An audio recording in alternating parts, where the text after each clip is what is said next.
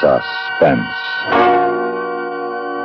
And the producer of radio's outstanding theater of thrills, the master of mystery and adventure, William N. Robeson.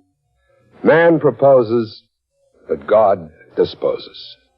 Always, always the question yet to be solved, the horizon yet to be reached, beyond which ever and ever there are further horizons and never the answer to the question. Was the wealth of the distant Indies lying beyond the curve of the earth the answer to the Spain of Ferdinand and Isabella?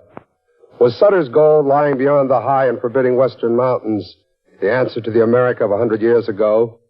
Is the shiny electronic basketball, the soon-to-be-launched satellite, the answer to mid-century man who proposes without consulting him who disposes?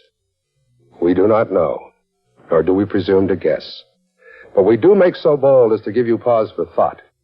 Listen, then, listen, as Frank Lovejoy stars in The Outer Limit, a tale well calculated to keep you in suspense.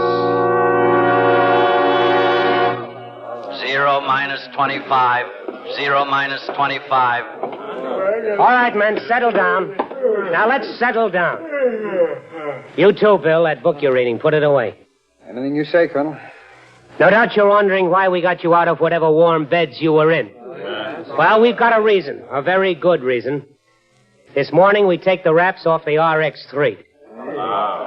Now, most of you have heard scuttlebutt that she's been modified. Well, she has. She's powered by 8 rockets now. That's what I said, 8 rockets. Designed to take man into areas of space that have never been explored before. And at a rate of speed to which no pilot has as yet been subjected. Now, Bill Westfall's going to take her up this morning as far and as fast as she can go. Joe? Yes, Colonel.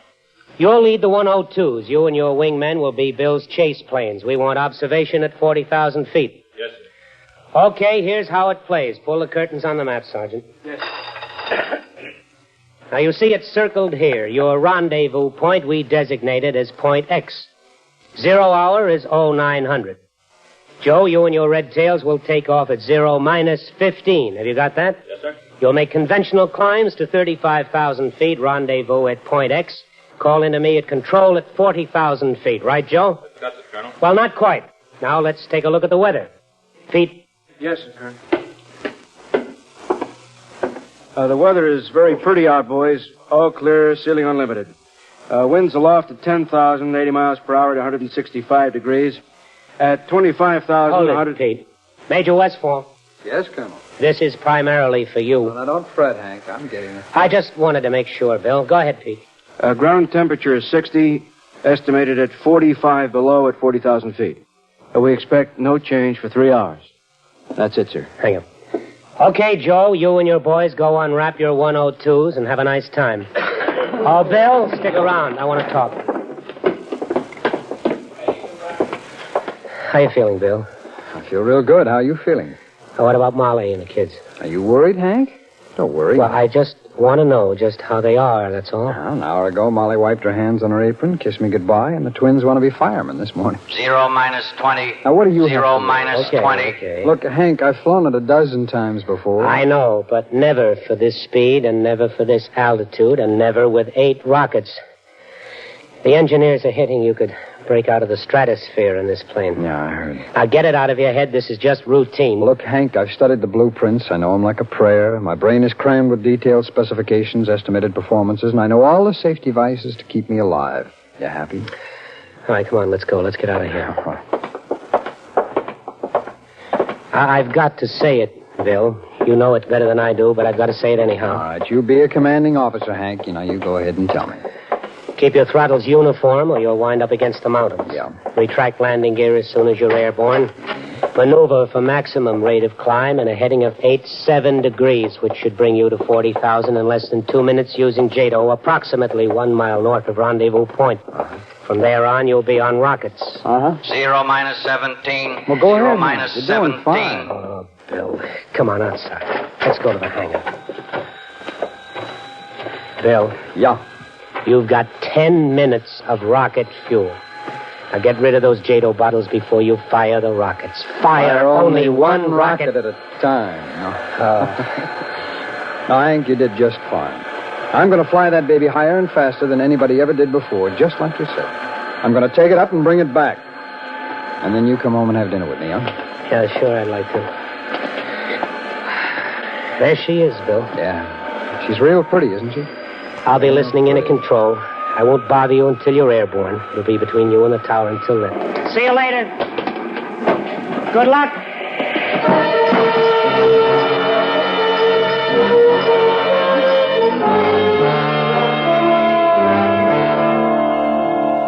Zero minus 3. 0 minus 3. Good morning, Colonel. Oh, Mr. Hargrove, you'll be here at control with me? If it's all right with you, Colonel. Well, I wouldn't have it any other way. You checked the communications equipment, Sergeant? Yes, sir. And Major Westfall has been assigned a special radio frequency of 3970. Good. You'll take good care of it, Sergeant. We don't want it to poop out or anything like that, do we, Sergeant? Oh, yes, sir. Well, no, sir. Hargrove, I've got a thing on my mind. That boy in the plane you geniuses designed, he's my best boy. It's our best plane, Colonel. It better be. Well, now it's your turn. What have you got on your mind? Everything's in proper order, Colonel. The electronic brain, the recording equipment, the television cameras in the cockpit, everything. Every known scientific device, even some unknown. They've been... We're talking about a man. That's all I really want to get back out of this. What about the man? There may be one difficulty. Well, tell me about it. I'd like to know. The takeoff with all that load, the jets, the rockets, all at maximum fuel capacity. It's never been tested that way before. Go on, Mr. Hargrove. It's just that Major Westfall has only 10,000 feet to get his ship airborne. If he accelerates from 0 to 300 knots in 10,000 feet, he should be airborne in less than 7 seconds. 7 seconds. That makes it 0 plus G. Yes, Colonel. Beyond 0 plus G, beyond that we don't know. We just don't know. Oh, thank you. Thank you for everything, Mr. Hargrove. Sergeant, flip your switch on Major Westfall. I hear he's got a swell program. Flip them all, Sergeant. Yes. From RX-3, any change in weather? RX-3 from tower, barometer reading 29.7. Set your altimeter accordingly. Roger. Wind 15 miles from south. 0 minus Runway 130. 0 Runway minus 27. 130. 7, got it. Control from RX-3, over. Control to RX-3. Go ahead. Control to RX-3. This is just for you, Hank. Cabin pressure, okay. Oxygen pressure, okay. Hydraulic flight control, okay. Fuel pressure safety lock. All right. Get off the dime, kid. Take a mill. 0 minus 1. 0 minus Crew 1. Chief from RX-3, over. Go ahead, RX-3. I am ready to fire. Hold it. Okay. All set to fire. Clear? Clear. Starting starboard jet. Starting port jet. 0 minus 30 seconds. RX-3 from tower. Come in, tower. Western Airlines Flight 303 reported over San Jose southbound. Navy interceptor on home leg in San Diego. United Airlines eastbound 4010 at 18,000 over Salt Lake City. No other aircraft aloft in the area. 0 minus Roger. 11. Tower 10, from RX-3. 9. Ready for takeoff. 8. RX-3 from tower. 7. Clear to take off 6. on runway 27. 5. Good luck. 4. 3. 2. 1. 0. B. C. D. E. F. They'll lift it. Lift it. They'll made it, Mr. Hargrove. K.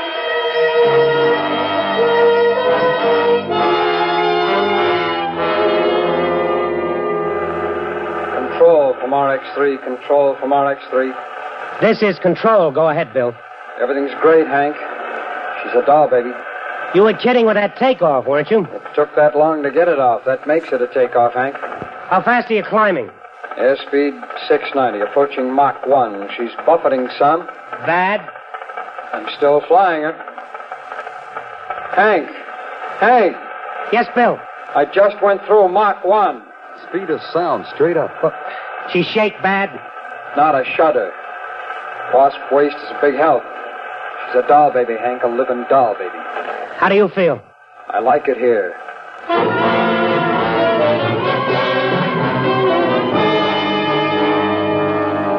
Control from Red Tail 1. Control from Red Tail 1. Go ahead, Redtail. RX-3 over rendezvous point at 50,000. He's ready turn, Colonel. On schedule, Joe? On schedule.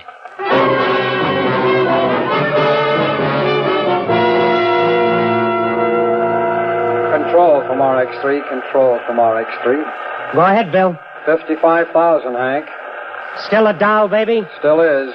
Hank, can you hear me okay? You're coming in clear, Bill. Rocket system primed. Dropping right jet. Dropping left jet. All clear. Good luck, Bill.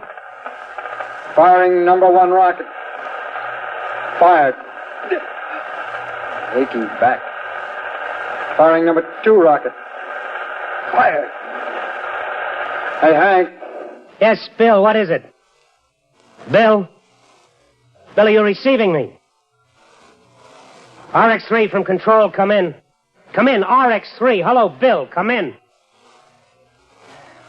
Redtail leader from control, Redtail leader from control, come in, Redtail. Go ahead, Colonel. What about it, Joe? RX-3 overhead at approximately 70,000 feet, maintaining a heading of north-northwest. I can barely make him, Colonel. Try calling. Roger. RX-3 from Redtail leader. RX-3 from Redtail leader. Come in, RX-3. Yes, Colonel? Come in, Share it with me, Mr. Hargrove. Sit here and run your fingers through your hair and wait and think about it and share it with me.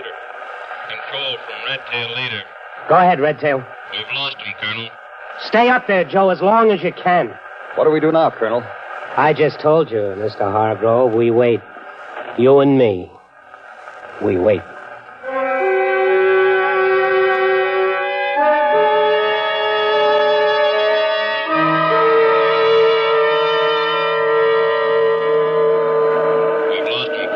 You haven't lost me, Joe. I can hear you. Stand up there, Joe, as long as you can. Hello? Hello, Joe. I will try another frequency. Redtail from RX-3. Can you make me? Redtail from RX-3. Can you make me?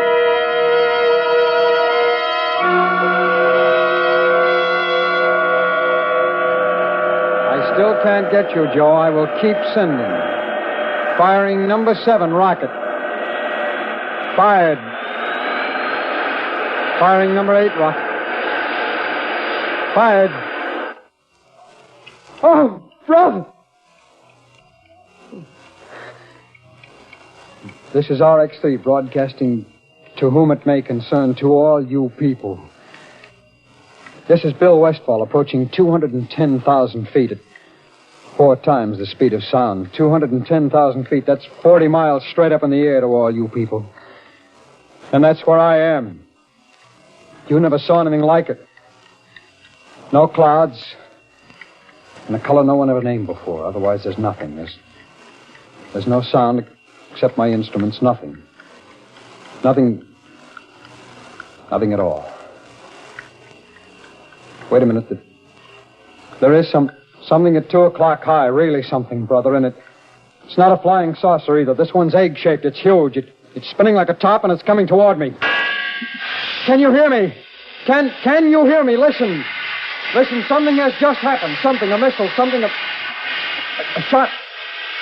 Maybe through my canopy. The pressure is going down. Something is happening to me. That egg-shaped thing, I'm being pulled toward it. I have lost control of the ship. I have no control. I am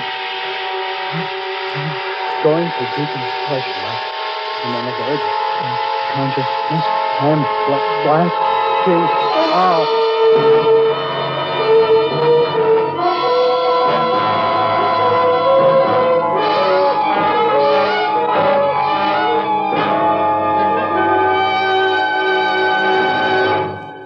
In a moment, we continue with Suspense. Every Sunday, right triumphs over wrong dramatically in Indictment, the unusual dramatic series that is based on stories of the criminal law, with authentic procedures as they are followed by the office of an assistant district attorney. For the kind of excitement that is generated when justice goes into action, hear Indictment, just a few minutes from now and every Sunday over most of these same stations. And now, We continue with The Outer Limit, starring Mr. Frank Lovejoy. A tale well calculated to keep you in suspense. We've waited a long time, Colonel. Well, we'll wait some more. But there's no point to it. May I make a suggestion, Colonel? What? Give it up. Make your report to Washington. And what about you, Hargrove? To be frank with you, Colonel, in another 16 months there'll be another plane, the RX-4, and the Air Force will give us another man to fly it. Not until we're certain about this man, and we're not certain. What do you propose to do? The things that are in the manual. We'll organize search parties. We'll put spotter planes up in the air. Maybe Bill came down in the ocean. We'll call the Navy in. Colonel, if the RX-3 came down on the ocean, it would sink in 5 minutes. It had no life preserver equipment on it. The added weight... We'll call the Navy in, Mr. Hargrove. Whatever you say, Colonel, but my guess is... What's your guess, Hargrove? My guess is that sometime, somewhere, on some beach or in some field, someone will pick up a ball of cooled metal. That someone will be holding what's left of the RX-3.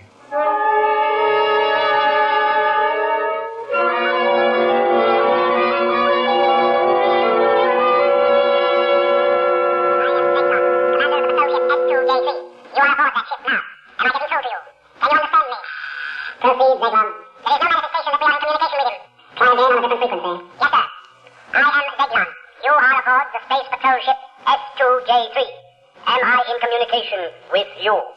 Can you hear us? Can you hear me? Can you understand now what I am saying to you? Yes. Yes, I hear you. I understand. Proceed, Zeglon. We have established communication with him, Commander, on frequency X29. Good. Proceed as ordered. Yes, Commander. Earthman, your brain is in turmoil, is it not? It has great difficulty in accepting what you see. Yeah, that's right. Accept it. What you see here exists. This exists? It exists, Earthling. The spaceship you're on exists. Those jet dynamos you see before you exist. Jet dynamos driven by the harness power of 1,000 suns. Listen, Earthman. Listen to them.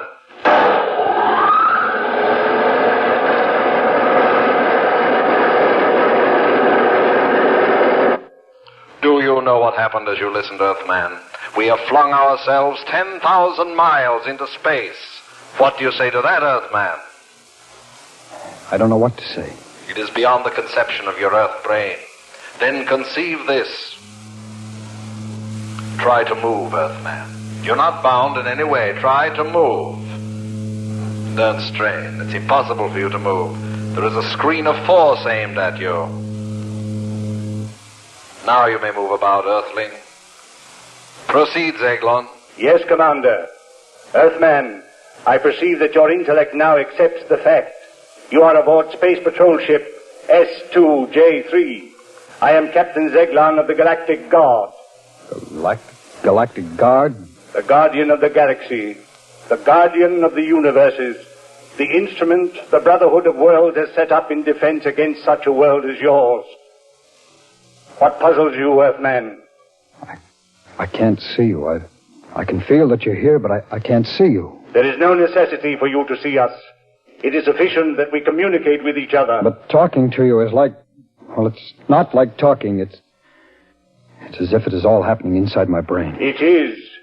That is how I'm reaching you. Not through your ears, but inside your brain. Do you remember what happened to you before you blacked out? I think so. That there was a sharp sound like a bullet hitting the canopy. It was not a bullet. It was a ray. It was necessary to stop your flight. We have so much to tell you. Well, first, tell me about my ship. Is it lost? No. It is being repaired. It will be returned to you. And you will return to Earth because you are the Earth's only hope of survival. Hope of survival? What do you mean? I will show you. What you see before you is a panorama of your own universe, far greater in scope than any Earthman has ever seen before. Observe. Observe where the line is pointing. Star 5, Galaxy C, Sector K. Is that the Earth? That dot, that speck you see revolving in the vastness, is your sun. A star whose surface is 12,000 times that of your Earth. Your Earth is not even visible here. How did you know we even existed? That was our problem. We first became aware of your planet when we found atomic dust containing strontium-90 in the upper atmosphere. We traced it to your Earth. It was that important to you? Quite. We determined that you were setting off thermonuclear explosions. That's why the Galactic Council has quarantined you. Quarantine? I don't understand. How? How are we quarantined? We have sealed off your planet from the rest of space. We have surrounded it with a force screen. When that screen has accumulated enough particles of atomic dust, your Earth will explode. Listen to me, Earthman. Listen. We have had our own wars, wars that almost destroyed our civilization. Now we have outlawed war throughout space, and we have outlawed your world. If there is another thermonuclear explosion, you will destroy yourselves. Take this back to your planet. Warn them, Earthman. Release him, Zaglon. Yes, Commander. Earthman, you will open that door. There is your ship. Get into it, Earthling.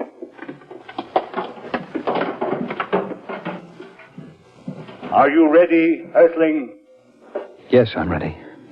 You will be propelled into space. Close your canopy.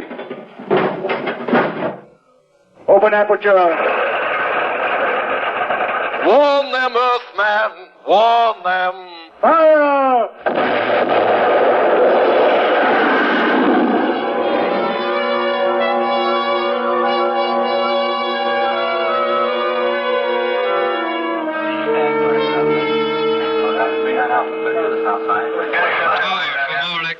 Tower from RX3. Come in, Tower. Come in, Tower.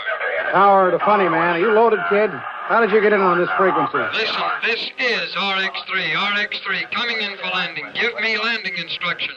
Tower, the funny man. Impossible that you're RX3. Now get away from the area cleared for interceptor practice approaches. Tower, this is Major Westfall in RX3. Now come on, give me landing instructions. I am fresh out of rocket juice. Yeah, okay, Major. In just a minute. Tower to all aircraft in the base area. Tower to all aircraft in the base area. We have an emergency. All aircraft hold present altitude and proceed on a course of 180 degrees until advised. Radio silence will be maintained until the emergency is over. Okay, RX-3, go ahead. I approximate my position 20 miles north of field at 10,000. Estimate 6 minutes to land. RX-3 from Tower. You are cleared to land. Runway 9. Wind east-southeast 15. Roger. Coming down.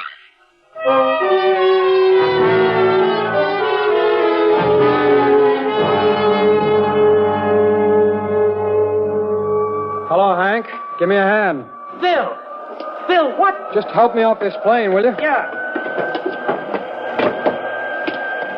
Bill, what happened? Hank, now listen, you won't believe it, but you've got to. Before I tell you anything, you've got to promise to believe me. You've got to. Look, what did you run No, before anything, Hank. Now promise me. We better have you looked over, kid. No, I'll be all right. Now, just listen to me, Hank. Hank, they said the Earth would explode. They said it was the end for us. They said that? Bill, come on, let's get over to my office. You don't believe it. Read it like an order, Bill. My office. What they are you talking about? Hank, I chased me a spaceship, and I caught it, or rather, it caught me. I was cruising nicely, about 200,000 feet. That's where I spotted it. Hank. Oh, listen, kid, you don't have No, to no, talk I've got to tell you. They said I had to tell you. Well, don't you understand, Hank? I saw this thing. I saw it coming at me. I thought it was going to be the biggest smash, and it wasn't. I came to. Inside their ship, Hank, I need a drink, an awful tall drink. Well, that can wait, too. I want Major Donaldson to look at you. A psychiatrist? Well, what for? To test my jerks? Yes, something like that.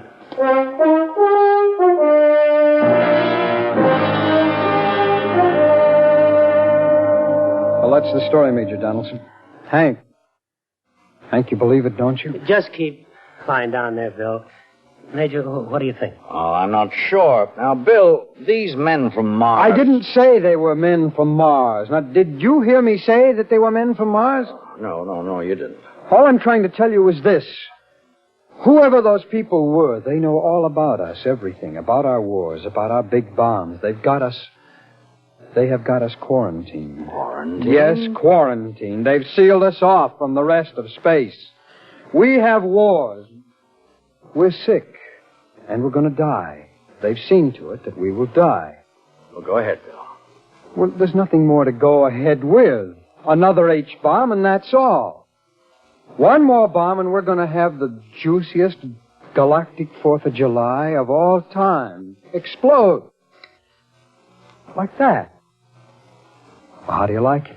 All right, Bill, roll up your sleeve. Now, just forget it, Major. All I need is a couple of drinks. Sorry, Bill, not right now. Let the Major give you a hypo. Hank, I've got a drink coming. A lot of drinks. And I want to see my wife. Yeah, later. I'll call Molly. Right now, you've got to get a little sleep. Go ahead, Major. Come on, Bill, let's leave. All right. All right, if it's in order, go ahead.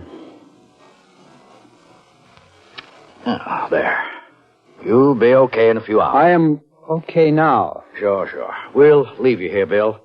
It's all right if Bill sleeps in here, isn't it, Colonel? Sure. But when you wake up, I'll have Molly here, and we'll have that drink together. Yeah. Well, maybe she'll believe me. Maybe you'll believe me then, Hank. You'd better. Come on, Major.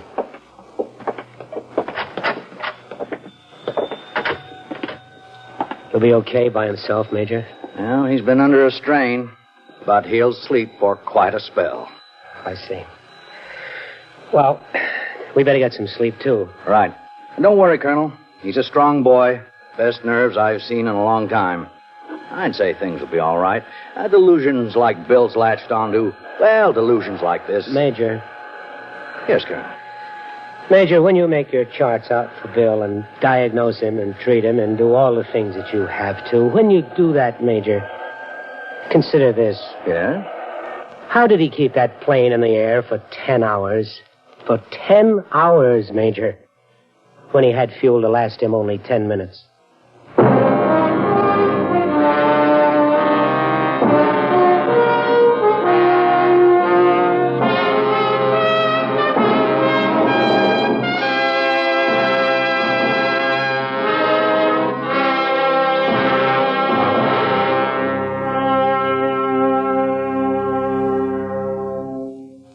Suspense,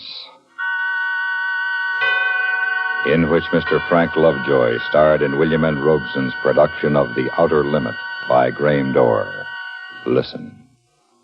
Listen again next week when we return with another tale well calculated to keep you in suspense. The Outer Limit was adapted for radio by David Friedkin and Mort Fine. Supporting Mr. Lovejoy were Stacey Harris, Barney Phillips, Jack Crucian, Larry Thor, Sam Pierce, Jay Novello, Hans Conried, and Joe Kearns. The musical score was written by Lucien Morawek and conducted by Wilbur Hatch. Sound patterns by Tom Hanley and Bill James. Like to laugh? Then you'll like listening to Eve Arden as our Miss Brooks on CBS Radio later today. With Cupid taking pot shots at her from one side and Mr. Conklin, the school principal, badgering her on the other, our lovelorn schoolmarm has a tough time tracking down her favorite male, Mr. Boynton. But since all of her difficulties are comic, every episode of Our Miss Brooks, starring Eve Arden, offers immediate insurance against the blues. What can you lose? Hear Eve Arden as Our Miss Brooks on CBS Radio every Sunday over most of these same stations. This is the CBS Radio Network.